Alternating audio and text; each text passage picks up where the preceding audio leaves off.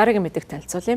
Мексикийн нийслэл Мехико хот дэлхийн хамгийн том хөл бөмбөгийн хичээл оруулснараа Гиннесийн намд бүртгэгдсэн байна. За тус хотын олон нийтийн талбайд болсон бэлтгэл нийтдээ 9500 орчим хүн оролцсон байна. За оролцогчид 6 дугаар сард болох хөл бөмбөгийн дэлхийн аварга шалгаруулах тэмцээний өмнөх кампанит ажлын хүрээнд багш нарын удирдлагын дор дасгал сургалт хийж 40 минутын задгай агаарт хичээлэхээр Золоко нэртэй төв талбайг дүүргэсэн байна. Оролцогчдын дунд 1971 оны эмэгтэйчүүдийн албан бос дэлхийн аварга шалгаруулах тэмцээнд төрүүлсэн Мексикийн багийн гишүүд байсан байна. За Гиннесийн дээд амжилтын шүүгч Альфредо Ареста уг дээд амжилтыг баталгаажуулсан. Зохион байгуулагчдын мэдээснээр хүмүүсийн тоо 2025 оны 6 дугаар сард Сиэтл хотод болсон 1038 оролцогчийн өмнөх дээд амжилтыг давсан байна. За Мехико хотын дарга Клара Бургундо оролцогчд баяр хүргэж өнөөдөр бид дэлхийн аварга шалгаруулах тэмцээнийг эхлүүлж байна гэж хэлсэн байна. 2026 оны хөл бөмбөгийн дэлхийн аварга шалгаруулах тэмцээн 6 дугаар сарын 11-нд